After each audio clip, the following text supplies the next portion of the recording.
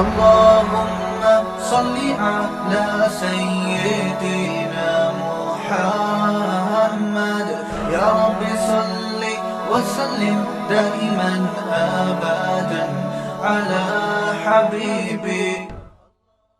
بات آپ خوب اچھی طرح سمجھ لیں. قرآن اپنے ٹاپک سے ہٹتا نہیں ہے. قرآن کا جو موضوع ہے وہ کیا ہے؟ یہ بتانا کہ یہ کائنات خود سے نہیں بنی، کسی نے اس کو بنایا. یہ ٹاپک ہے قرآن کا. یہ سائنس کا ٹاپک نہیں ہے. یہ فزکس، کیمسٹری کا، بایولوجی کا ٹاپک نہیں ہے. یہ تبھی کتابوں میں نہیں ملے گا آپ کو. یہ سائنس کا ٹاپک یہی ہے کہ آنکھیں کیسے دیکھتی ہیں، ناک کیسے سونگھتی ہے، خنزیر کا دل انسان میں لگ سکتا ہے کہ نہیں لگ سکتا، وغیرہ وغیرہ. اس کائنات کو کسی نے بنایا ہے، اس پر قرآن بحث کرتا ہے. بنانے والا کون ہے، اس کا نام کیا ہے، یہ قرآن بتاتا ہے. اور کیوں بنایا اس نے، یہ قرآن بتاتا ہے کہ پوری کائنات انسان کے لیے اور انسان آزمائش کے لیے. اور اس آزمائش کے نتیجے میں جو کامیاب ہوں گے ان کو کیا ملے گا، اور جو ناکام ہوں گے ان کو سزا کیا ملے گی. پھر یہ آزمائش ہے کیا؟ آزمائش یہ ہے نا کہ لیبلوکم ایکم احسن عملا. اللہ نے اس لیے پیدا کیا، اللہ تمہیں آزماتا ہے کہ کون عمل میں اچھا ہے. یہ پیپر ہے ہمارا، یہ امتحان ہے. پھر اچھا کیا ہے اور برا کیا ہے، اس کو بھی ڈیفائن کیا، کیونکہ پیپر بتا دیا کہ پیپر ہے، لیکن پیپر میں سوال بتائے نہیں جا رہے. آپ کو ایگزامینیشن ہال میں بٹھا دیا کہ پیپر حل کرنا ہے، مقصد آپ کا یہ ہے. پیپر ہے کیا، وہ آ نہیں رہا. تو میں دوبارہ مختصر لفظوں میں ریپیٹ کر دیتا ہوں، قرآن کا اصل ٹاپک ہے کیا. دیکھو، رسالت بھی قرآن کا اصل ٹاپک نہیں ہے، اس لیے کہ رسول کو بھی یہ چیزیں سمجھانے کے لیے بھیجا گیا. تو وہ ضمناً رسالت کی بحث بھی قرآن چھیڑتا ہے، کیونکہ نبی صلی اللہ علیہ وسلم بذات خود آپ کی ذات بھی مقصود نہیں ہے، بلکہ آپ بھی اللہ کے پیغمبر ہیں. مقصد ہے لوگوں کا اللہ سے تعلق قائم کروانا. اور جس مقصد کے لیے دنیا میں اللہ نے لوگوں کو، انسانوں کو پیدا کیا ہے، وہ مقصد لوگوں کے سامنے لانا. اس لیے ہم یوں کہہ سکتے ہیں کہ قرآن کا جو اصل ہے نا، یعنی اصل الاصول، جو بالکل ہی بیس ہے، وہ تو یہ کہ انسان اور بندوں کا تعلق، اللہ اور بندوں کا تعلق قائم ہو جائے آپس میں. اس کے لیے کیا ہے؟ پہلی بات، اس کائنات کو کسی نے بنایا. بنانے والا وحدہ لا شریک لہ ہے، اس کے ساتھ کوئی شریک نہیں ہے. اس نے بے مقصد نہیں بنایا، کسی مقصد کے لیے بنایا. وہ مقصد کیا ہے؟ تمہاری آزمائش. آزمائش کس چیز کی ہے وہ بتا دیا اس نے، کہ اچھائی کیا ہے اور برائی کیا ہے. یہ قرآن و سنت خود بتاتے ہیں. اپنی طرف سے فیصلہ نہیں کرنا اچھے اور برے کا. اور اچھے کو قیامت میں کیا ملے گا اور برے کو کیا سزا ملے گی، یہ ہیں قرآن کے اصل ٹاپک. خوب سمجھ لیں. جو چیزیں ان باتوں کو سمجھانے میں معاون اور مددگار بن سکتی تھیں، ان کو بھی قرآن نے چھیڑا ہے، حالانکہ وہ قرآن کا اصل ٹاپک نہیں ہے. مثال کے طور پر، انسانیت کی ابتدا کیسے ہوئی، سمجھتے ہیں کہ نہیں سمجھتے؟ مٹی سے آدم کو بنایا، مٹی سے اماں حوا کو، انہی کی پسلی سے اماں حوا کو بنایا، اور دونوں کے ملاپ سے انسانوں اور مرد اور عورتوں کو زمین میں بھر دیا. یہ اس کا تعلق ہے ہسٹری سے. یہ قرآن کا اصل ٹاپک نہیں ہے، لیکن یہ جو اصل ٹاپک ہے، اس کو سمجھانے میں یہ چیز مددگار بنتی ہے. بہت مشکل ہے بھائی. یہ موٹیویٹ کرتی ہے کہ یار ہمیں تو بڑے پروٹوکول کے ساتھ بنایا گیا, بڑی عزت کے ساتھ بنایا گیا. میرا مقصد ابھی ایتھیس کی مخالفت نہیں ہے, وہ ہر بیان میں وہ ملحد لوگ آ رہے ہیں, کچھ کبھی ضمناً آ رہے ہوتے ہیں, کبھی مقصد بنا کے آ رہے ہوتے ہیں, ابھی ضمناً غریبی میں آ رہے ہیں. وہ اصل میں قرآن کا مقصد یہاں پر یہ بتانا نہیں ہے یہ کیوں اس کو اتنا گرے لگائی ہوئی ہے.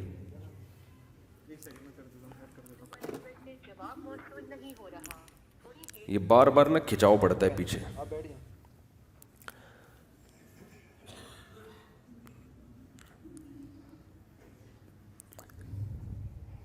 چلو بھائی شکریہ. تو قرآن کا یہ جو آدم علیہ السلام کا واقعہ بیان کیا, یہ اصل مقصد کو سمجھانے میں, اصل مقصد پر لانے میں اس طرح کے واقعات معاون اور مددگار بنتے ہیں.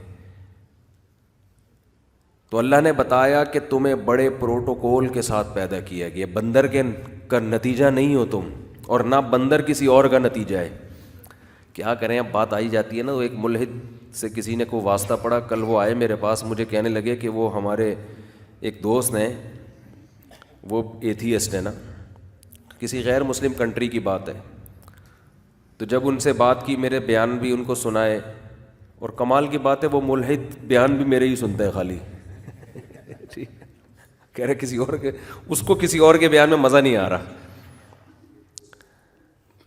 تو میں نے کہا یار میں تو الحاد کے خلاف اتنا بولتا ہوں, اس ایتھیس کو تو توبہ کر لینی چاہیے. اتنے دلائل دیتا ہوں میں, صبح شام میرے بیانات میں یہی بات چل رہی ہوتی ہے زیادہ تر. میں اتنا اس کو پتہ ہے کیوں فوکس کرتا ہوں الحاد کو. لوگ بھی مجھے طنز کرنے لگے ہیں, یار بس کرو ایتھیس کے خلاف. بھائی یہی تو چیز سمجھ میں آ جائے نا, جب اللہ ہے تو پھر سب کچھ ہے. جب آپ اللہ کو مان لیتے ہو تو اسلام کے علاوہ کہیں بریکیں پھر آپ کی لگتی نہیں ہیں. اس کی مثال ایسے ہے کہ آپ کسی ہائٹ پر ہو اور نیچے سلوب ہے نا, وہ سلوب فار ایگزامپل 20 کلومیٹر ہے, ہوتا نہیں ہے لیکن ایک فرض کرنے میں گورنمنٹ نے پابندی نہیں لگائی ہے, آپ کو پتہ ہے کچھ بھی فرض کر سکتے ہیں کہ 20 کلومیٹر سلوب ہے, نیچے گاڑی نے جانا ہے. تو آپ نے کیا کرنا ہے, گاڑی کو نیوٹرل کر کے نا تھوڑا سا دھکا دے دو بس آپ, اس کے علاوہ درمیان میں کوئی سپیڈ بریکر نہیں ہے. تو گاڑی آپ کے نہ چاہتے ہوئے بھی بالآخر کھائی میں جا کے ہی گرے گی وہ, یا نیچے ہی جا کے رکے گی وہ گاڑی. اس سے پہلے رکنے کا کوئی آپشن ہے ہی نہیں. تو جس نے گاڑی کو نیچے پہنچانا ہے نا, وہ کیا کرے گا, زیادہ لمبی چوڑی تقریریں نہیں کرے گا. وہ کہے گا یار اتنا سمجھانا ڈرائیور کو موٹیویٹ کرنے کے بجائے تھوڑا سا پش کرو. ڈرائیور چاہے گا بھی تو گاڑی نہیں رکے گی, جہاں پہنچنا ہے وہیں پہنچ کے دم لے گی.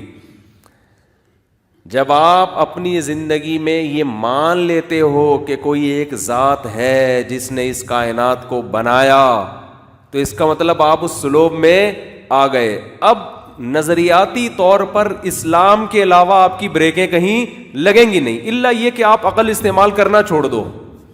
عقل آپ کی لے جائے گی سیدھا اسلام تک, کہ لائف اسٹائل, زندگی گزارنے کا آپشن آپ کے پاس اسلام کے علاوہ کوئی اور نہیں ہے. کیوں ہے ہی نہیں نا پھر کچھ آگے. کیونکہ اللہ نے اگر بنایا ہے, کسی خدا نے بنایا ہے, تو وہ اللہ کے علاوہ کوئی ہو نہیں سکتا, کیونکہ وہی جو ہے اپنا انٹروڈکشن کرواتا ہے. اللہ کے علاوہ تو کوئی اور ہے ہی نہیں. اگر اللہ کے علاوہ کوئی اور سچی مچی کا خدا ہے, تو میں بار بار ایک بات اٹھاتا ہوں نا کہ پھر وہ بتاتا کیوں نہیں اپنے بارے میں, اس نے تو پیدا کر کے ایسے ہی چھوڑ دیا, تو کیوں پیدا کیا. ہم اس سے پوچھتے ہیں نا بھائی کیوں بنایا ہم کو, کیوں پیدا کیا, کچھ بتا تو صحیح, کیوں بنایا, تو چاہتا کیا ہے. وہ گم سم بیٹھا ہوا ہے.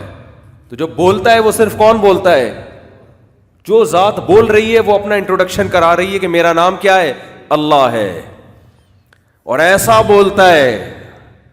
ہم کہتے ہیں نا اے اللہ تو نے ہمیں بنایا, اللہ کو فرض کرو گاڈ بول دو آپ اس کو, تاکہ ایتھیس بھی مانے کہ بات کس کی ہو رہی ہے, جس نے اس کائنات کو بنا. گاڈ کو تو سب مانتے ہیں نا. ابے ہندو بھی کہتے ہیں گاڈ ہے, انگریز بھی کہتے ہیں گاڈ ہے, اللہ کے لفظ میں آ کے اختلاف آتا ہے. عیسائی کہتا ہے یہ تم لوگ کا اللہ اور ہے, ہمارا اللہ اور ہے, یہ تم اللہ کہتے ہو ہم اس کو اللہ نہیں کہتے.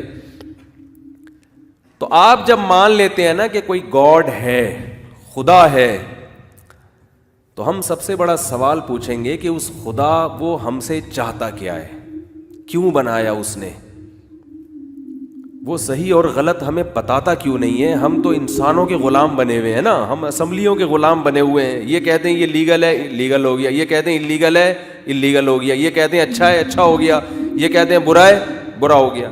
اسمبلیوں میں جب شراب پینے والے بیٹھیں گے تو شراب لیگل ہوگی, انلیگل ہوگی کہ لیگل ہوگی, لیگل ہوگی. تو ہم انسانوں کے ہاتھوں میں کیوں دیں اپنی تقدیریں؟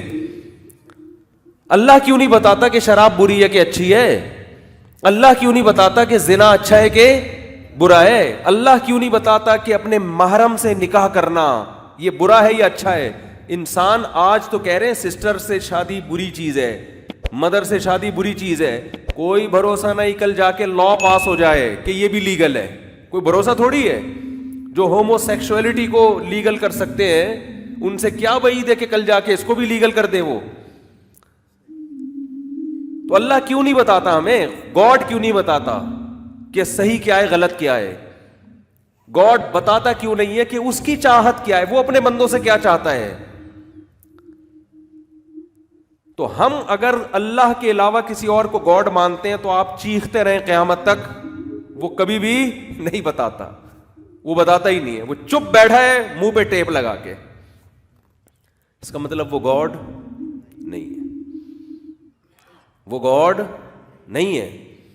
دیکھو فقہا نے ایک مسئلہ بیان کیا ہے اور آج کی عدالتوں میں بھی وہ قانون کا حصہ ہے کہ ایک پلاٹ پڑا ہوا ہے,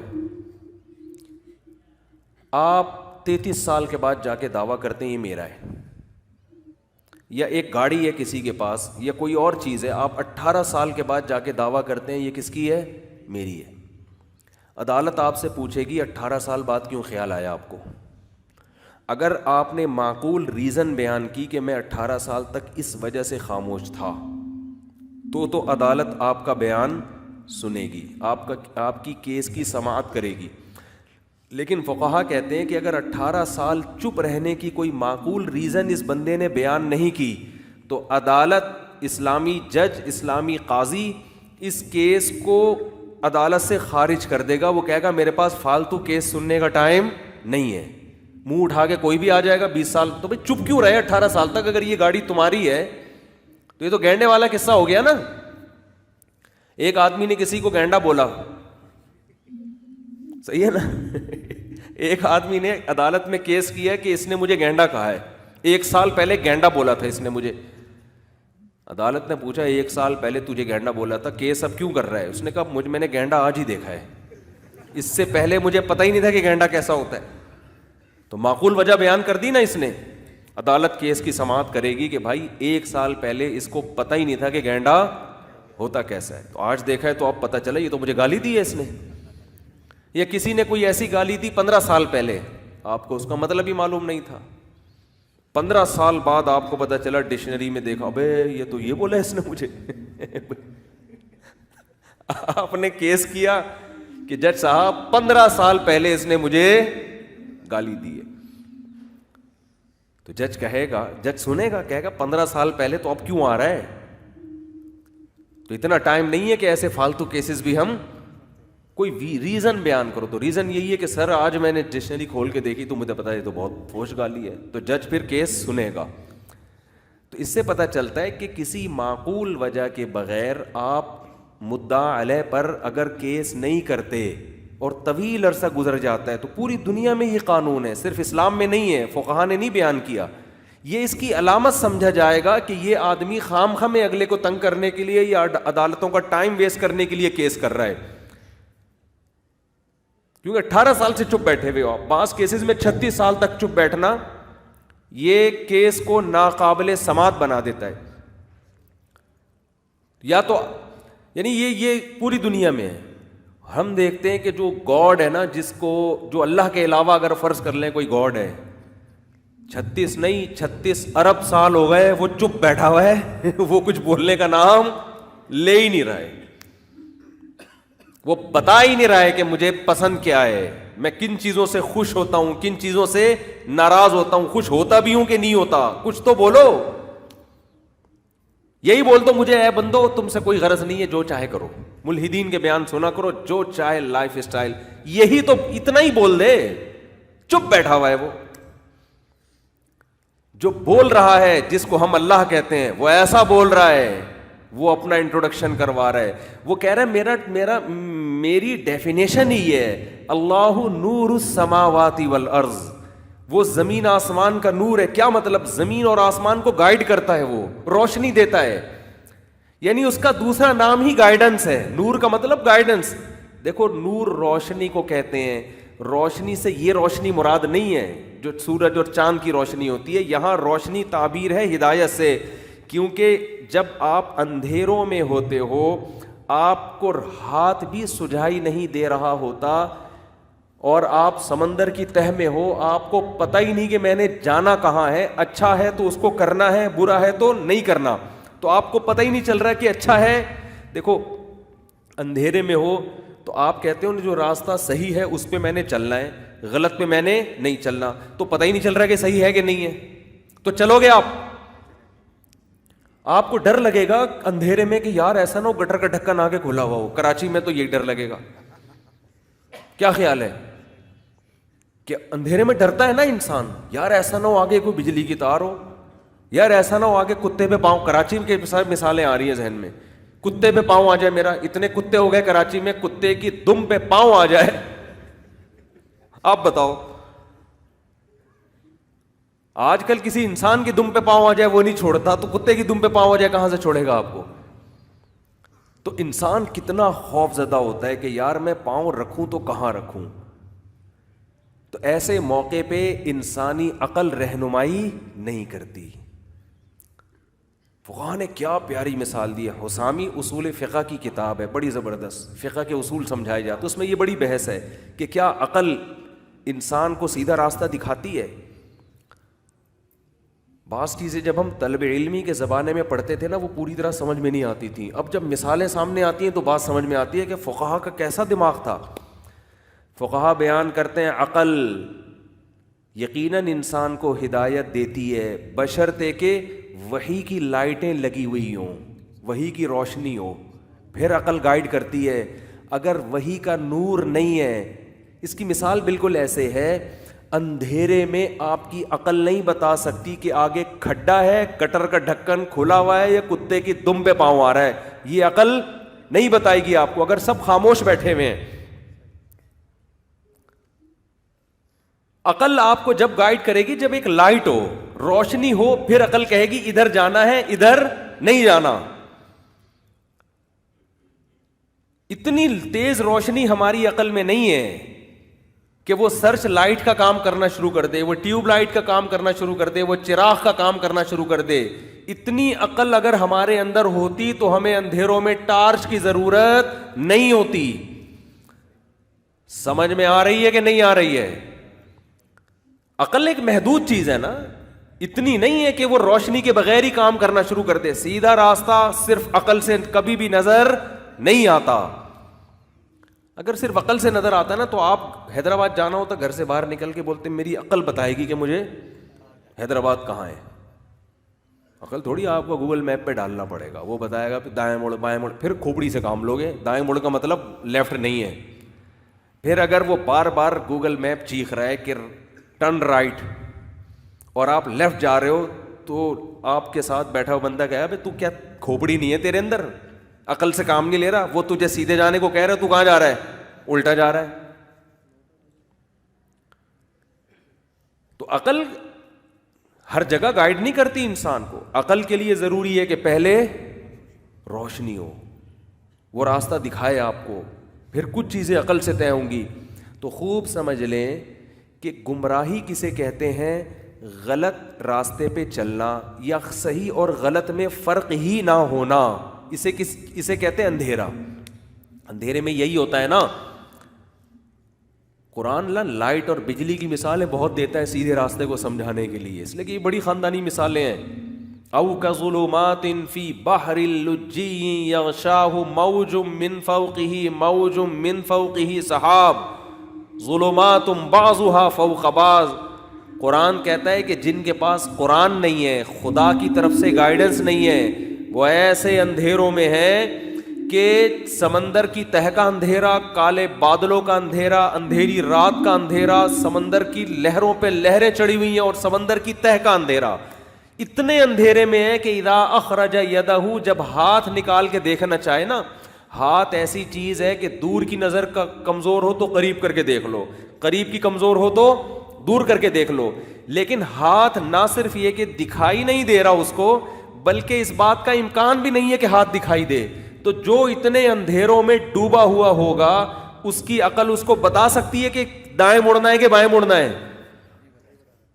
تو قرآن کہہ رہے جن کے پاس خدائی تعلیمات نہیں ہے, اللہ کی گاڈ کی رہنمائی نہیں ہے, وہ ایسے اندھیروں میں ڈوبے ہوئے ہیں, ان کی عقل نہیں بتا سکتی کہ صحیح کیا ہے غلط کیا ہے. اور آپ کہتے ہو نہیں جی ہمیں گورے بتائیں گے کہ صحیح کیا ہے اور غلط کیا. ہم گوروں سے پوچھیں گے, انگریزوں سے پوچھیں گے صحیح اور غلط کی کو ڈیفائن کر کے بتاؤ, سیدھا راستہ کون سا ہے, اور لبرل لوگوں سے پوچھیں گے ہم. کن سے پوچھیں گے ہم؟ کیونکہ وہ پڑھے لکھے ہوتے ہیں, وہ بتائیں گے ہمیں کہ صحیح کیا ہے اور غلط, اچھا کیا ہوتا ہے, برا کیا ہوتا ہے. میں بار بار ایک بات کہتا ہوں کہ آج جو لوگ مذہب کے خلاف ہیں, برے ہو کے بھی وہ اچھے اس لیے بنے ہوئے ہیں کہ انہوں نے بڑی چالاکی اور ہوشیاری کے ساتھ برائی کی ڈیفینیشن ہی چینج کر دی ہے. ایسے جیسے چرسی اور ہیروئنچی کو لوگ برا والا کہتے تھے, اس چرسی نے چرس کا نام اینٹی ڈپریشن رکھ دیا, اور چرسیوں کو 3 پیس سوٹ پہنا کے ایک بڑے اچھے ہال میں بٹھایا کہ جس نے پینی ہو, بجائے اس کے کہ برساتی نالے کے اندر گھس کے وہ چرس پی کے اپنے آپ کو بدنام کرے, ایک تمیز سے اینٹی ڈپریشن کا نام چمک پٹیوں میں لپٹی ہوئی سگریٹ کی ڈبی چمک پٹی ہوتی ہے نا اندر, اس میں اس کو رکھا جائے گا, اور جس نے پینی ہے یہاں آئے اور پیے, اور پینے سے پہلے ڈرائیونگ نہ کرے. چرس پی کے تو سنے اور اچھی ڈرائیونگ ہوتی ہے واللہ عالم. تو تھوڑے دنوں میں چرسیوں کی نفرت دل میں رہے گی, نکل جائے گی. لوگ بلکہ جو جب کوئی رشتہ لینے کے لیے آئے گا تو لوگ کہیں گے آپ کا بیٹا چرس بھی پیتا ہے کہ نہیں پیتا, کیونکہ چرس کا مطلب یہ ہوگا کہ بھائی ایک دم تصور آئے گا یار 3 پیس سوٹ ٹائی, اور جو آفس میں بڑی تمیز سے بڑی مہنگی قسم کی چیزیں پیتا ہے, یہ مہنگی بھی ہو جائے گی, وہ یہ تو بڑی بڑے لینڈ لارڈ لوگ پیتے ہیں, یہ تو فیشن ہے. ہمارے حضرت مفتی رشید وصا فرمایا کرتے تھے رحمہ اللہ تعالی کہ ٹیبلٹ کھانا, گولیاں کھانا نا, یہ بھی ایک مالداروں کے ہاں فیشن بن چکا ہے.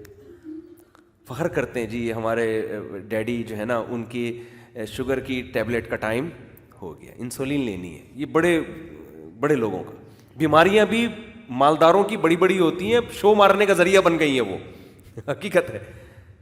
ہر مالدار, اکثر جو, ہر تو نہیں کہہ سکتے, اکثر مالدار پوش ایریا میں رہنے والے لوگ, شوگر کے مریض, بلڈ پریشر کے مریض, یہ ٹیبلٹ ان کی زندگی کا حصہ. غریب آدمی کچھ بھی نہیں کھا رہا ہوتا, بیکار فضول, نہ وہ شوگر کی گولی لے رہا ہے, نہ بلڈ پریشر کی لے رہا ہے, نہ اس کے پین ہو رہا ہے تو پیناڈول لے رہا ہے, نہ قبض کی گولی لے رہا ہے. وہ غریب آدمی کوئی زندگی ہے, آپ خود سوچو یار. اب تو اس پہ لطیفے بن رہے ہیں کہ غریبوں کی بیماری کیا ہے, گھٹیا قسم کی بیماری ہے, بیکار, جس کو بیماری کہنا بھی, کھانس رہے ہیں بس یہ بیماری ہے, نزلہ ہو رہا ہے, زکام ہو گیا, یہ بیماری. آپ پوش ایریا میں جائیں, ایڈز ہوا ہوا ہے حضرت کو, یہ بڑی بیماری ہے, کینسر ہے, کڈنی کا کینسر ہے.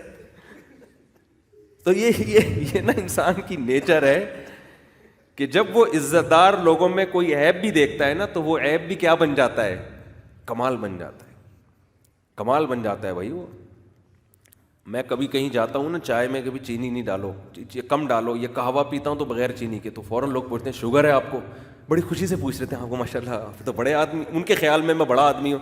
میں کہتا ہوں بھائی اللہ کا فضل ہے, مجھے شوگر نہیں ہے, میں قہوہ ویسے ہی چینی کے بغیر ہی پینا چاہیے. تو وہ پھر ایک شرمندگی سی محسوس ہو رہی ہوتی ہے کہ یار مفتی طارق مسعود صاحب ہیں یار, ان کو شوگر ہی نہیں ہے یار, کیا تو غریبوں والی زندگی ہے لگتا ہے کہ اللہ بچائے شوگر سے. تو کیا کیا ہے یہ لبرل لوگوں نے, برائی کی ڈیفینیشن کو چینج کر دیا ہے. یہ تو بار بار میں بھی ٹاپک نہیں ہے, لیکن کیا کریں, لوگوں کی متاثر ہو رہے ہیں نا پڑھے لکھے طبقے سے متاثر ہو. آج ایک اسکول میں بیان تھا, اسلامک اسکول میں, تو میں نے کہا یہ جو غیر اسلامی اسکول ہیں نا جن میں ایجوکیشن تو بہت ہے, بچوں کو تباہ و برباد کر رہے ہیں یہ, اور والدین سمجھ لیں کہ ہمارا فیوچر کیا ہے. سب کا نہیں, آہستہ آہستہ معاشرہ خراب ہوگا کہ ہمارا فیوچر بھی اولڈ ہاؤس والا ہونے والا ہے, الا یہ کہ آپ نے بچوں کو بچپن سے ہی گرفت رکھی اور مذہب سکھاتے رہے ان کو. خیر, تو میں یہ عرض کر رہا تھا کہ عقل جو ہے, عقل وہ انسان کو جب تک روشنی الگ سے نہیں ہوگی وہ انسان کو سیدھا راستہ نہیں دی. کچھ کام عقل کرے, خالی روشنی بھی کافی نہیں ہے. اگر عقل نہیں ہے تو پاگل آدمی تو روشنی میں بھی نہیں پتہ چلے گا کہ حیدرآباد کدھر ہے, لاہور کدھر ہے, پشاور کدھر ہے. وہ تو گوگل میپ بھی استعمال کرنے کے لیے کھوپڑی تو چاہیے نا. تو ہمارے لبرل لوگوں نے کیا کیا ہے کہ عقل کی حیثیت کو اتنا بڑھا دیا کہ وہ کہتے ہیں کہ اس کے لیے خدائی تعلیمات کی ضرورت ہے ہی نہیں, ہم خود عقل سے فیصلہ کریں گے. اور جو بعض مذہبی جنونی ہوتے ہیں انہوں نے عقل کی ویلیو کو اتنا گھٹا دیا کہ وہ کہتے ہیں انسان جتنا پاگل ہوگا نا اتنا نیک ہوگا. تبھی جو بالکل ہی پھینک رہے ہوتے ہیں نا, بیٹھ کے اوٹ پٹانگ باتیں کر رہے ہوتے ہیں, لوگ ان کے ہاتھ چوم رہے ہوتے ہیں کہ یہ بہت پہنچے ہوئے بزرگ ہیں, ان کی ایک بات بھی کسی کی بھی کھوپڑی میں آتی نہیں ہے, یہ بہت ہی پہنچے ہوئے, جیسے روحانی ٹوپی ڈراموں کے ساتھ ہو رہا ہے. حالانکہ وہ ساری باتیں illogical ہوتی ہیں. آپ نے دیکھا ہوگا ایسے مذہبی لوگ ہیں, باتیں کیا کر رہے ہوں گے, illogical, لیکن مذہب پہ ٹھوپ رہے ہوں گے اس کو جا کے. ہمارے ملک میں تو بہت ایسے ہول سیل کے حساب سے ہیں, پڑے ہوئے ہیں, نہ کما رہے ہیں, نہ حفاظت کا انتظام ہے. اللہ حفاظت کرے گا. اللہ نے کب کہا کہ میں حفاظت کروں گا بھائی؟ ایک صاحب سے میں نے کہا کہ یار کچھ تھوڑی حفاظت کرو, یا ڈرائیونگ میں تھوڑا احتیاط کرو. نے کہا بچانے والا اللہ, انشاءاللہ اللہ بچائے گا, اللہ نے چاہا تو اللہ بچائے گا. میں نے کہا اگر اللہ نے نہیں چاہا تو پھر آپ کو کس نے کہا کہ اللہ نے چاہا ہے کہ آپ کو بچائے گا اللہ؟ تو سارے الٹے کام, illogical کام ہو رہے ہوتے ہیں, گراؤنڈ ریئلٹی کو دیکھ کے فیصلے ہی نہیں ہو رہے ہوتے. تو اعتدال کا راستہ بھی تو قرآن کہہ رہا ہوا كَذَلِكَ جَعَلْنَاكُمْ أُمَّةً وَسَطًا, ہم نے تم کو ایک معتدل امت بنائے. بیلنس ہر چیز میں کیا ہے, بیلنس. غیرت میں بھی بیلنس, حیا میں بھی بیلنس, دولت کمانے میں بھی بیلنس, سخاوت میں بھی بیلنس, بہادری میں بھی بیلنس, صحت میں بھی بیلنس. یہ ایک ایک ٹاپک ایسا ہے جس پر گھنٹوں گھنٹوں بیان ہو سکتا ہے. ہر چیز میں اعتدال. تعلق داری میں بھی بیلنس, نہ لوگوں سے نفرت کا حکم, نہ اتنی محبت کہ اللہ کی محبت سے بھی زیادہ شروع کر دو. ریلیشن میں بیلنس ہے. لبرل لوگوں کے ہاں ریلیشن میں بیلنس نہیں ہے. محبت کریں گے تو ٹوٹ کے, جس سے کرنی ہے اس سے نہیں کر رہے, ابا سے نہیں کر رہے, گرل فرینڈ پہ مر رہے, خودکشیوں کے خیالات. اسلام کہتے ہیں پہلے تو تمہاری ماں اور باپ ہے, اس کے بعد ہے باقی. ان کو کبھی اپنی اماں ابا سے اتنی ٹوٹ کے نہیں ہوتی. تو عجیب ہی, یعنی بے اعتدالی. اور پھر اس پہ ڈائلاگ بھی ہیں, both are made for each other. ہم دونوں ایک دوسرے کے لیے بنے ہیں. ایک ٹرک کے نیچے آ کے خدا نہ خواستہ مر گئی تو تجھے چاہیے تو بھی ٹرک کے نیچے آ کے مر, کیونکہ بنے ہی ایک دوسرے کے لیے تھے تم دونوں. فوراً کہتا ہے یار کہیں اور سیٹنگ لگاؤ. کیوں بھائی, both are made for each other. فضول قسم کی باتیں. اور یہ فلموں میں, ڈراموں میں یہی کلچر پروموٹ کیا جا رہا ہے. خیر, تو اب کیا ہے, قرآن کیا کہتا ہے کہ میں یہ عرض کر رہا تھا کہ جیسے اندھیرا, اس میں جب تک لائٹ کا انتظام نہیں ہوگا آپ کی عقل آپ کو سیدھا راستہ نہیں دکھائے گی. بالکل اسی طرح ایک ہے ہدایت کی روشنی اور ایک ہے گمراہی کا اندھیرا. آپ زندگی میں سفر کرتے ہیں نا, آپ کو بالکل بھی نہیں پتا کہ صحیح کیا ہے اور غلط. عقل سے فیصلہ کر ہی نہیں سکتا انسان, ناممکن ہے. کیونکہ عقل جب آپ استعمال کرو گے نا کہ یہ صحیح ہے تو کر لو, یہ غلط ہے تو نہیں کرو, اتنے بحثیں ہوں گی اس پہ. وہ کہے گا کہ نہیں عقل میری یہ کہتی ہے کہ یہ غلط ہے. دیکھو چرس پیتا ہے, وہ کہتا ہے بھائی صحیح ہے, یہ نہیں کیا ہے, اگر میں اپنا نقصان ہو رہا ہے تو میرا ہو رہا ہے نا, میں چاہتا ہوں میری تھوڑی دن کی زندگی ہو لیکن عیش کے ساتھ ہو, میں مر گیا تو کیا ٹینشن کی بات کیا ہے اس میں. وہ بالکل صحیح دلیل ہے اس کی. اس لحاظ سے سنو کوئی چرسی یہ والا کلپ کاٹ دے کہ بالکل صحیح دلیل ہے اس کی, اس کے لحاظ سے ٹھیک ہے, آپ نہیں قائل کر سکتے اس کو. ہر گناہ کرنے والا وہ گناہ سے پہلے اپنے نفس کو مطمئن کرتا ہے کہ میں غلط نہیں کر رہا. وہ اوپر سے کہہ رہا ہوگا یار ٹھیک ہے غلط ہے, توبہ کی اللہ توفیق دے, لیکن دل میں اس کا یہی ہوگا یار یہ غلط نہیں ہے, میری تسکین ہی اسی جرم سے ہوتی ہے. یہ جو موبائل اسنیچنگ کرتے ہیں, صبح شام ڈکیتیاں کر رہے ہیں, لوگوں کو زخمی کر رہے ہیں, ان کے پاس بیٹھو یہ بھی کہہ رہے ہوں گے یار بے روزگاری ہم کیا کریں. اچھا تمہاری ٹانگ کو توڑ کے چلا جائے بے روزگاری میں, تم توڑنے دو گے؟ یہ کون سی دلیل ہے؟ لیکن انہوں نے اپنے آپ کو مطمئن کیا ہوا ہوتا ہے. تو آپ کہیں بھی جائیں گے ہر برائی پہ لیبل اچھائی. شراب دنیا میں زیادہ تر لوگ پیتے ہیں اور اس کو برا نہیں سمجھتے. دنیا میں زیادہ تر جو غیر مسلم ہے نا وہ تو زنا کرتے ہیں, اس کو برا نہیں سمجھتے. لیکن ایسا نہیں ہے کہ پہلے ان کے ماہرین نے بیٹھ کر یہ فیصلہ کیا ہو کہ زنا بری چیز نہیں ہے لہذا کر لو. نا نا نا نا نا, پہلے کام میں مبتلا ہوئے ایک جرم میں, اب قوم سے چھوٹا جا نہیں رہا یہ تو اس پہ لیبل لگا دیا ہے لیگل اور انلیگل کا, کہ زنا کی دو قسمیں, آپس کی رضامندی سے ہو تو لیگل ہے, رضامندی کے بغیر ہو تو انلیگل ہے. یہ ایسا نہیں ہے کہ پہلے ان کے ماہرین نے غور کر کے ایک نتیجہ نکالا ہو. نا نا نا, پہلے برائی میں مبتلا ہوئے. اس کی مثال ایسے جیسے کسی معاشرے میں چرس پھیل گئی بہت زیادہ, اب سبھی پی رہے ہیں, تو پھر سب نے کہا چھوڑنا تو ممکن نہیں ہے, تو چرس کی دو قسمیں, ایک لیگل انلیگل. لیگل یہ ہے کہ پیسوں سے خرید کے پیو, اور انلیگل یہ ہے کہ تھانے سے جا کے لے لو آپ, ٹھیک ہے نا, بغیر خریدے, یا کسی کی جیب سے چوری کرو آپ. ہم تو کہتے ہیں بھائی وہ جو نشے کی چیز ہے وہ تو لیگل ہو ہی نہیں سکتی.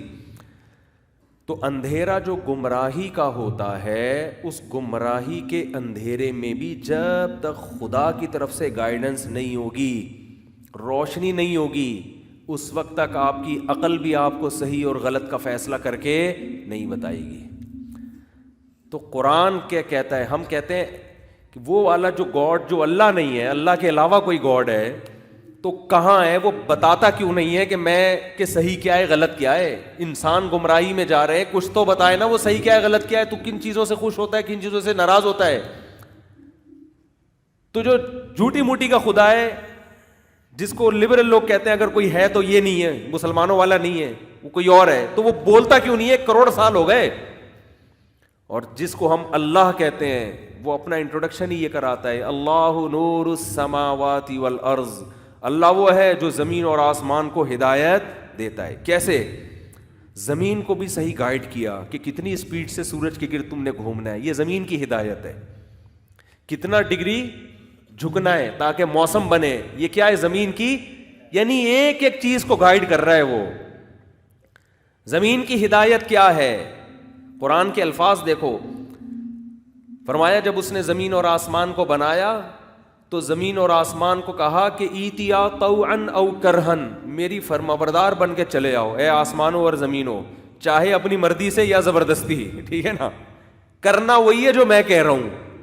قالتا اتینا طائعین, تو آسمانوں اور زمین نے کہا اے اللہ ہم تیرے فرمانبردار ہو گئے تیرے سامنے, ہم تیری مرضی کے خلاف نہیں چلیں گے. یعنی اللہ نے پہلے تو دھمکی دے دی کہ اگر تم خوشی خوشی نہیں چلتے نا تو پھر بھی چلنا ہی پڑے گا تمہیں. تو عافیت انہوں نے اسی میں سمجھی کہ اللہ جیسا تو کہہ رہے ہیں ہم ویسا ہی کریں گے. تو کیسے چل رہے ہیں, کیسے فرمانبردار بن گئے, کیسے زمین گھومے چلی آ رہی ہے. ایک آپ کو پتہ ہے کتنی اسپیڈ, 1 گھنٹے میں نا ہم کراچی سے لاہور کا سفر زمین کے پش پہ طے کر لیتے ہیں تقریباً. اتنی اسپیڈ سے لٹو کی طرح گھوم رہی ہے زمین. یعنی 1 گھنٹے میں 1000 کلومیٹر تقریباً ہم آگے جا چکے ہوتے ہیں. جہاز جو ہے نا تیز رفتار طیارے کی اسپیڈ سے ہم سفر کر رہے ہیں زمین کے پشت پہ. کوئی دھکے آتے ہیں, کوئی جھولے, یعنی کوئی لگتا ہے کوئی ہچکولے آ رہے ہیں, نہیں آ رہے. ایسی اسپیڈ کے ساتھ اللہ نے گھمایا ہوا ہے لٹو کی طرح, اور سورج کے گرد بھی گھمایا ہوا. یہ ہے زمین کا نور, یعنی زمین کو ہدایت دی اللہ نے, آسمانوں کو ہدایت دی, چاند ستاروں کو ہدایت دی. کل فی فلک یسبحون, یہ اللہ اپنا تعارف کروا رہا ہے کہ ہر ایک مخصوص دائرے کے اندر تیر رہا ہے, نہ آپس میں ٹکراتے ہیں, نہ نظام تباہ و برباد ہوتا ہے. ایسا بہترین نظام میں چلا دیا. اور آسمانوں کا نور, انسانوں کا نور انسانوں کو بتا رہا ہے. احسن کل شیء خلقہ ثم ہدی, جانوروں کے لیے بھی اس نے ہدایت دی کہ ان کو نیچر پہ چلا دیا. جانور پیدا ہوتے ہی ماں کے تھنوں کی طرف لپکتا ہے. یہ جانور کو ہدایت کس نے دی ہے؟ اللہ نے. یہ اللہ تعارف کروا رہے ہیں کہ میں یہ والا ہوں. یہ خود سے تھوڑی ہو سکتا ہے. بکری کا بچہ پیدا ہوتے ہی تھنوں کی طرف لپکتا ہے. یہ کیسے ہو گیا بھائی آٹومیٹیکلی؟ اللہ کہہ رہے ہیں میں ہوں جس نے اس کے دماغ میں ایسی چیزیں پیدا کر دی. میں نے اس کو ہدایت دی ہے. شیر کے بچے کو میں نے ہدایت دی ہے کہ گھاس نہیں کھانا ہے. کیا کھانا ہے؟ گوشت کھانا ہے تیری خوراک, اور جھپٹنا ہے بچپن سے ہی. شیرنی کی ماں, شیر کی جو ماں ہے شیرنی, وہ کوئی اسکول میں بچے کو پڑھاتی ہے کہ ہرن کو کیسے دیکھنا ہے؟ چیتا جو ہے نا, جبکہ ہرنوں کا پورا غول جا رہا ہوتا ہے نا ہرن کا, چیتا کیا خاندانی کام کرتا ہے, پلاننگ کرتا ہے. ہم نے ایک ٹائم مینجمنٹ کی ورکشاپ کروائی تھی, اس میں چیتے کی بڑی ٹائٹ مثال دی تھی, وہ ہمیں بھی بتائی گئی تھی. چیتا ایسا کام کرتا ہے نا خاندانی قسم کا کہ ہرنوں کا پورا ریوڑ ہوگا چیتے کے سامنے, لیکن چیتا کی اسپیڈ بہت تیز ہے نا, لیکن وہ تھوڑی دیر تک ہی ہوتی ہے اس کی اسپیڈ. چیتے کو پتا ہے کہ اگر میں اتنے کلومیٹر, مجھے پورے کلومیٹر یاد نہیں رہے, وہ بہت اسپیڈ کے ساتھ بھاگتا ہے, 120 کلومیٹر پر آور, 90 سیکنڈ تک نا 120 کلومیٹر پر آور کے حساب سے کہا جاتا ہے کہ بھاگتا ہے. 90 سیکنڈ میں جب اتنی اسپیڈ سے بھاگے گا تو اگر اس کا شکار ہاتھ میں نہیں آیا تو چیتا اتنی انرجی یوٹیلائز کر چکا ہوتا ہے کہ پھر اگر دوبارہ اس کو کچھ دنوں تک ہرن نہیں ملا تو چیتا ہرن کی طرح غائب ہو جاتا ہے, ہرن ہو جاتا ہے, وہ مر جائے گا وہ. اور اس سے زیادہ اگر وہ اتنی دیر, یعنی 90 سیکنڈ تک جب 120 کی رفتار سے بھاگتا ہے, تو اگر 90 سیکنڈ سے زیادہ دیر تک بھاگے تو اس کا خطرہ ہوتا ہے کہ ہارٹ اٹیک سے مر جائے گی. بہت زیادہ ہارٹ بیٹ بہت تیز ہو جاتی ہے نا. آپ کبھی 120 سے بھاگ کے دیکھیں, پتہ چلے گا آپ, بہت اسپیڈ ہوتی ہے اس کی. تو چیتے کے پاس ٹائم کم ہوتا ہے, مقابلہ سخت. 120 کلومیٹر پر آور کی رفتار ہے اس کی, جبکہ ہرن کی رفتار 120 کلومیٹر پر آور نہیں. اب دیکھو جنگل کا کیا خوبصورت نظام اللہ نے بنایا ہے. ایک کوالٹی چیتے کو دے دی, ایک کوالٹی ہرن کو دے دی. اگر اللہ یہ کوالٹی چیتے کو دیتے کہ تم نے بھائی 120 کلومیٹر پر آور کے اسپیڈ سے تم 2 دن تک دوڑ سکتے ہو یا 1 گھنٹے تک دوڑ سکتے ہو, تو ہرن سارے کباب کوفتے بنا کے ختم ہو چکے ہوتے, چیتوں نے کھا کے ختم کر لیا ہوتا. چیتے ہی چیتے ہوتے ہر جگہ پھر, اور تھوڑے دنوں میں وہ چیتے بھی مر جاتے کہ ان کو کھانے کے لیے ہرن ہی نہ ملتا.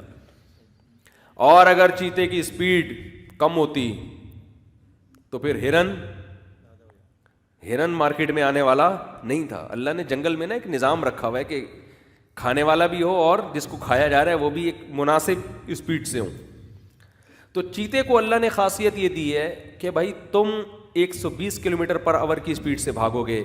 ہرن کو کہا کہ تو اتنا نہیں بھاگ سکتا, لیکن چیتے میں ایک عیب رکھ دیا جو ہرن میں نہیں ہے. چیتے کو کہہ دیا کہ تم 90 سیکنڈ تک ہی اتنا بھاگ سکتے ہو, اور ہرن کو کہا تو تمہاری اسپیڈ اس سے کم ہوگی لیکن تم 90 سیکنڈ سے بہت زیادہ دیر تک بھاگ سکتے ہو.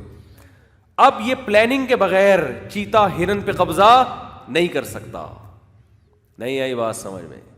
اب چیتا کیا کرتا ہے, آپ ڈاکومنٹریز میں دیکھیں, وہ جنگل میں بیٹھ کے نا جب بھی ہرن کو دیکھتا ہے, ہرن ایک فاصلے پر ہوتا ہے, ظاہر اس کے قریب سے تو ہرن گزرتے نہیں ہیں, تو چیتا بیٹھ کے پلاننگ کرتا ہے. وہ یہ دیکھتا ہے کہ یار یہ اتنی دور ہے مجھ سے, شروع میں سلولی وہاں سے وہاں جاؤں گا, جب میں وہاں جاؤں گا تو آنکھوں سے آنکھیں ٹکرائیں گی, صحیح ہے نا. جب نظر سے نظر ٹکرائے گی تو ہرن مجھے دیکھ کے ڈرے گا, پھر یہ بھاگے گا تو ہم بھی بھاگیں گے. وہ پاگل والا قصہ سنا ہے نا آپ نے, وہ یوٹیوب پہ بڑا مشہور ہے لطیفہ.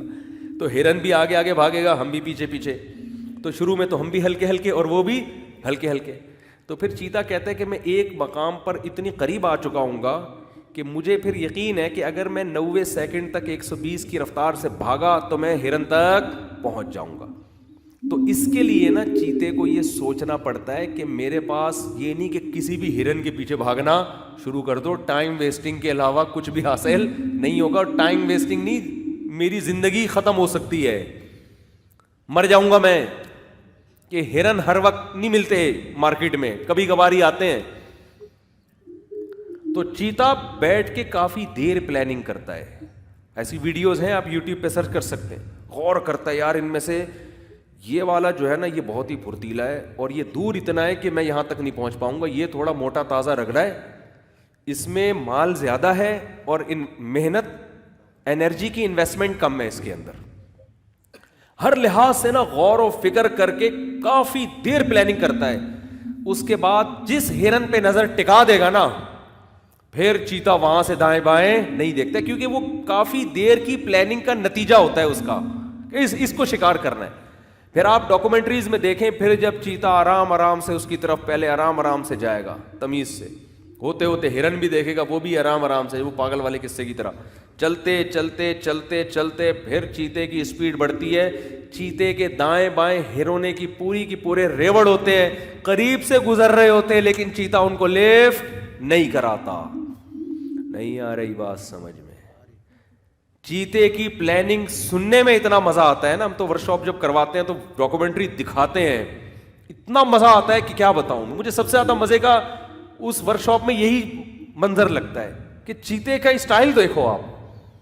ہم نے لوگوں کو ایسا موٹیویٹ کر دیا تھا نا کہ صبح اٹھ کے اسی طرح چیتے کی طرح پلاننگ کیا کرو, تو وہ عجیب سے جذباتی ہو گئے تھے نا سارے لڑکے, بڑے ایک دم نا انسان کو بڑی وہ انرجی ملتی ہے. تو اب ہم بتا رہے تھے صبح آپ 4 بجے اٹھیں, تو وہ چیتا ٹائم, لڑکوں نے اس کا نام رکھ دیا تھا چیتا ٹائم. تو جب ہم ڈاکومنٹری دکھا رہے تھے کہہ رہے یہ میں صبح 4 بجے اٹھا ہوا ہوں نا, ایسے غور, صبح 4 بج گئے, میں پلاننگ کر رہا ہوں دن بھر کے لیے نا, ٹھیک ہے, صبح 4 بجے, باقی اٹھے ہوئے پوستیوں کی طرح سارے 2 بجے 3 بجے. اچھا خیر, کچھ تو صحیح ہو گئے ان میں الحمدللہ. تو اب دیکھو یہ ہے احسن کل شیء خلقہ ثم ہدا. قرآن کہتے ہیں ہر چیز کو بہترین انداز سے بنایا, پھر اس کو بالکل اس کی فطرت کے مطابق اس کی نیچر پہ چلا دیا میں نے. چیتے کو ایسی پلاننگ, بھائی کیا ایولیوشن کے نتیجے میں یہ آئی ہے پلاننگ, ارتقاء کے نتیجے میں آئی ہے, اتنا بہترین اس کا دماغ کہ یار اتنی دیر کے بعد میں نے حملہ کرنا ہے ایسے. تو وہ ہرنی پہ نا لکھ دیتے ہیں ہم صرف تم, ہرن پہ. وہ چیتا کہتا ہے بس صرف یہ, کیوں گھنٹوں پلاننگ کا نتیجہ ہے یہ, بالکل ایسے جیسے عاشق بہت محنت کے بعد کسی پہ لٹو ہو گیا, اور اب وہ کہتے ہیں میں کہیں بھی شادی نہیں کروں گا, میں کروں گا تو صرف اس سے کروں گا. اب اس کے ابا سمجھا رہے ہیں وہاں کر لے وہاں کر لے, کہہ رہے نہیں ابا یہ میرے بچپن کا پیار ہے, ایسی باتیں کر رہے ہوتے ہیں نا آج کل. تو چیتا بھی کہتا ہے یہ میرے گھنٹوں کی پلاننگ ہے, اب صرف تمہارے علاوہ کوئی اور نہیں ہے. تو آپ بتاؤ, ایک ایک جانور کو ایسی پلاننگ سکھائی ہے اس نے, ایسا نظام بنایا ہے اس نے. تو یہ ہے اللہ نور السماوات والارض, اللہ زمین اور آسمان کا نور ہے. وہ ہر ایک کو دکھا رہا ہے کہ تم نے کیا کرنا ہے. چوہے کو بتایا کہ تو نے کیسے زندہ رہنا ہے, چیل کووں کو بتایا کیسے خوبصورت گھونسلے بنا کے رہتے ہیں, کیسے خوبصورت گھونسلے. کون ان کو سکھاتا ہے یار ایسے؟ ہر پرندے کا گھونسلہ دوسرے سے مختلف, اور اس پرندے کے لیے اس سے زیادہ سوٹیبل ڈیزائن کوئی ہو ہی نہیں سکتا. آپ اگر چڑیا کو کبوتر جیسا گھونسلہ بنا کے دے دو گے نہیں چل پائے گی وہ. ان پرندوں کے گھونسلوں کو ہی دیکھ لو آپ, جنگلوں میں درختوں میں نا بڑی بڑی چونچوں سے سوراخ کرتے ہیں اور اس کے اندر رہتے ہیں. کیا خوبصورت, ایک ایک پرندے کو سکھا دیا اس نے. یار ہر چیز میں ایسی مینجمنٹ, کوئی ایک بے تکا جانور نہیں ہے منہ اٹھا کے پیدا ہوا اور ایسے ہی چلتا چلا جا رہا ہے نا. کچھوے کو دیکھ لو آپ, اسپیڈ بہت کم ہے کچھوے کی, اس کو تو سارے جانور کھا جاتے, لیکن اس کے اوپر اتنا مضبوط خول چڑھا دیا کہ جن جانوروں کی اسپیڈ ہے جب کچھوے کے پاس آتے ہیں کہتے ہیں اس اسپیڈ کا ہمیں کوئی فائدہ ہوا نہیں ہے. ایسا ہی ہے نا, کہہ رہے ہیں یار کیا کرنا ہے ایسی اسپیڈ. وہ ایسا خول کے اندر چھپ کے بیٹھ جاتا ہے, کر لو بھائی. آپ نے ڈاکومنٹریز دیکھی ہوں گی, وہ جانور کھڑے ہوتے ہیں, یار اب شاید یہاں سے منہ نکالے گا, شاید یہاں سے منہ نکالے گا. وہ کہہ رہے اچھا یہ اشکال ہو سکتا تھا کہ پھر تو کوئی جانور آ کے اس کے گرد بیٹھ جائیں, اعتکاف کر کے بیٹھ جائیں, تو کچھوا بالآخر تو منہ نکالے گا نا, کہے گا بھائی میں اب میری زندگی میں 20 سال لے کے آیا تھا, 10 سال تو شکار سے حفاظت میں لگ گئے. تو قدرت نے اس کو عمر بہت لمبی دی ہے. میں نے خود تنزانیہ کے جنگلوں میں 300 سال پرانے کچھوے دیکھے ہیں, اور اتنی آتھینٹک کہ یونائٹڈ نیشن کی طرف سے ان کے اوپر ان کی عمریں لکھی ہوئی تھیں, یونائٹڈ نیشن کی طرف سے. سمجھتے ہو یا نہیں سمجھتے؟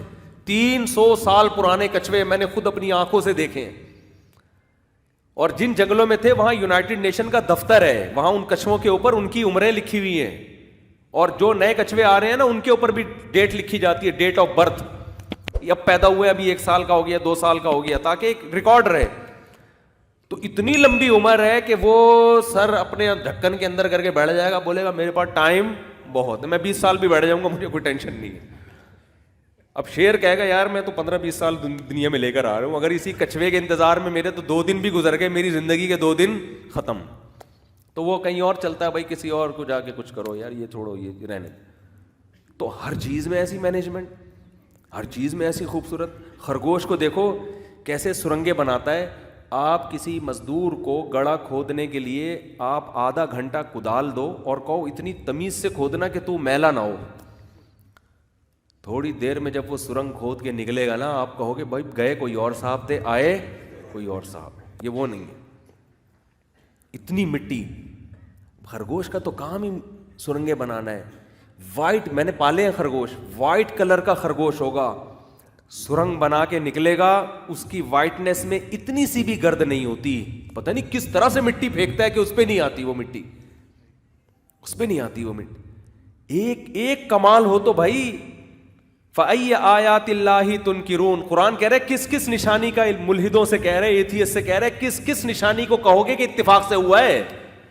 فطرت نے اپنے آپ کو ایسا ڈیزائن کر لیا. اَيَّ آیَاتِ اللَّهِ, کون کون سی نشانیاں ہیں. ایک شہد کی مکھی کو دیکھ لو, یہ آپ شہد کی مکھی کو چھوڑو, یہ گندی جو مکھی ہے نا اس کو دیکھ لو, اڑتی کیسے ہے, یہ اڑتے اڑتے ریورس ہو جاتی ہے, اڑتے اڑتے کیا ہو جاتی ہے.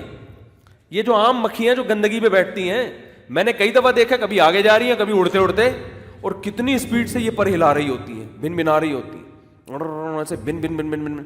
یار ایسے ہیلی کاپٹر اب تک میرے معلومات میں ہے کہ ایجاد نہیں ہوئے. ہو سکتا ہے کہیں کسی لیبارٹری میں سائنسدانوں نے بنا لیے ہوں, وہ بھی کسی نے بنائے ہوں گے, خود سے نہیں بن سکتے. مکھی کے یار ایسے پر ہیں, ایسے بن بنا رہی ہے, 1 سیکنڈ میں پتہ نہیں کتنی دفعہ پروں کو یوں کرتی ہے, جب چاہے آگے جائے, جب چاہے پیچھے جائے. یہ ریورس گیئر بھی ہے اس کے اندر. کیسا ریورس گیئر ہے, اپنی مرضی سے بالکل. اولم یروا الی الطیر فوقہم صافات ویقبضن. قرآن کہہ رہے ہیں ان پرندوں کو نہیں دیکھتے کیسے اپنے پروں کو پھیلائے ہوئے اور سمیٹے ہوئے چل رہے ہوتے, کیسے سمیٹے ہوئے. آپ چیل کو دیکھو, اتنی فضا میں جا کے ایسے انجوائے کر رہی ہوتی ہے جیسے ہم پانی میں تیر رہے ہیں. ایسا نہیں لگ رہا ہو تو ٹینشن میں آئی ہوئی پھڑ پھڑا کہ بھائی بہت اوپر ہائٹ پہ آ گئی میں. بالکل ایسے آرام سے نا, اپنے جب چاہے گی جدھر چاہے گی اپنے آپ کو موڑ لے گی, ذرا سا پروں کو دائیں بائیں. اور اتنے لمبے لمبے سفر پرندوں کے, ایک سمندر سے دوسرے سمندر.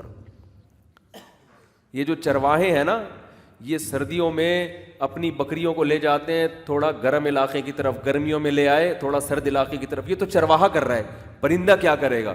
پرندے نارتھ پول سے ساؤتھ پول جا رہے ہیں بھائی, ہے بھائی اتنے لمبے سفر. اور ایک امیر ہے, یہ جو پرندے جب قطار بنا کے چلتے ہیں نا, ان کا ایسے ہی اتفاقی قطار نہیں ہوتی, ایک مخصوص زاویے سے چل رہے ہوتے ہیں کہ آگے والا ہوا کو کاٹے گا, پیچھے والے کو ہوا نہیں لگے گی, لیکن ہوا کاٹنے کی وجہ سے وہ بہت تھک جاتا ہے.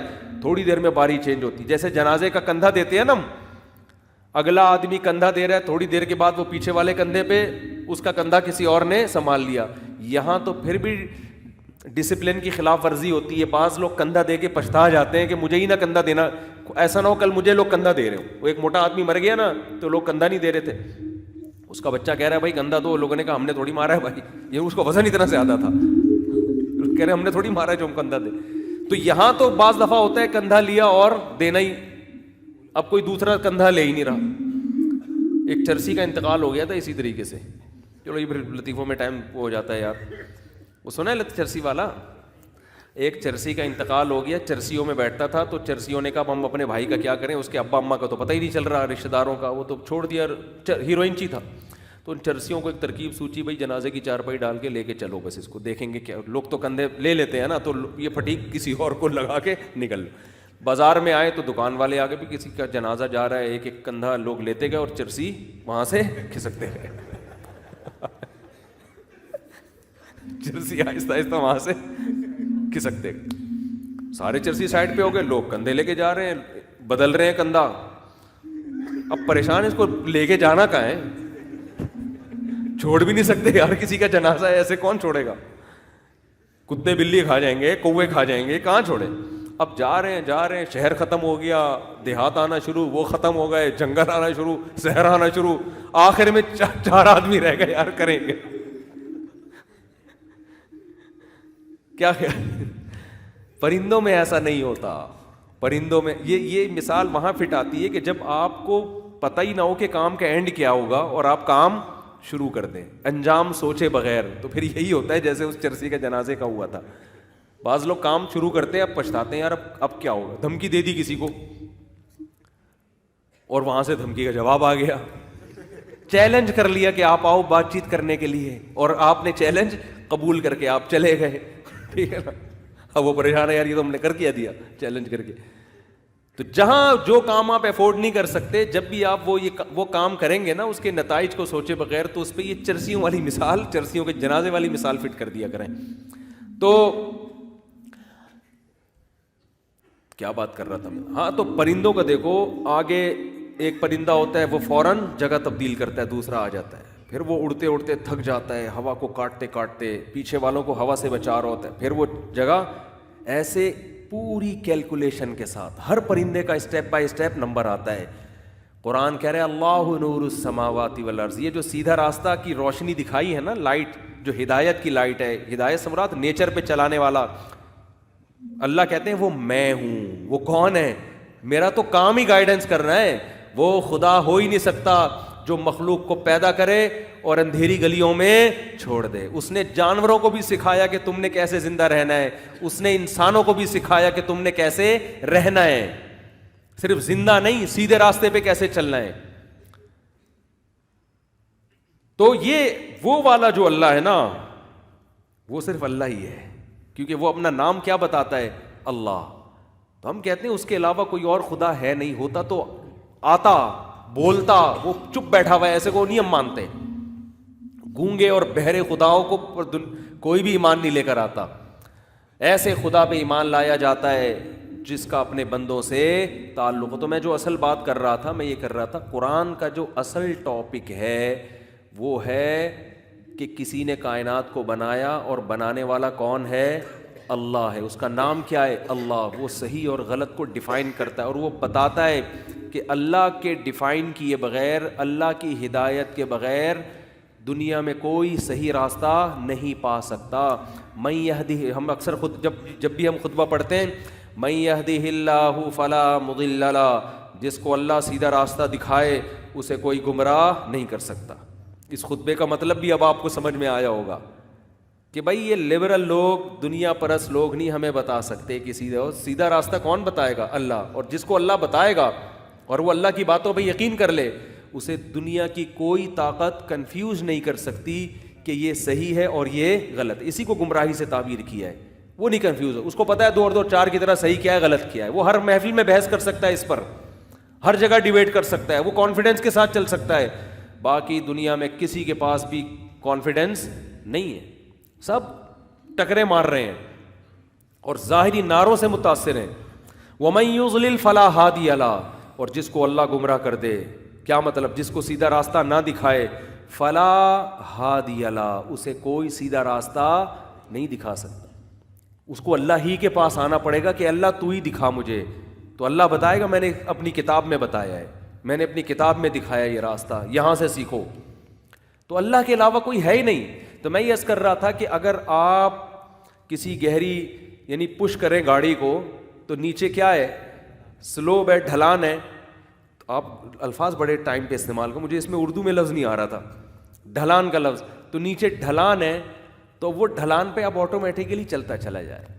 تو جو یہ مان لے گا نا کہ اس کائنات کو کسی نے بنایا ہے تو وہ اللہ کے علاوہ کوئی ہے ہی نہیں. اگلا اسٹیپ آپ کا یہی ہوگا، اس کے علاوہ آپ کا اسٹیپ کتنا ہی کوئی دائیں بائیں لے جانا چاہے، لیکن آپ کی گاڑی اب اسی منزل کی طرف جائے گی. وہ اللہ کے علاوہ کوئی ہے ہی نہیں. اور اللہ اسلام کے علاوہ کسی اور مذہب کے ذریعے ہم سے بات کرتا ہی نہیں ہے. نہیں آئی بات سمجھ؟ اللہ جو ہے نا قرآن کے علاوہ کوئی اللہ کا کلام ہمارے پاس محفوظ ہے ہی نہیں, کیونکہ تورات اور انجیل وہ ان کے ماہرین معترف ہے کہ تحریف شدہ ہے. کچھ باتیں ہیں اس میں اللہ کی, کچھ کا پتہ ہی نہیں چلتا, وہ تو مضمون سے بھی پتہ چل جاتا ہے نا کہ یہ اللہ کی باتیں ہو نہیں سکتی.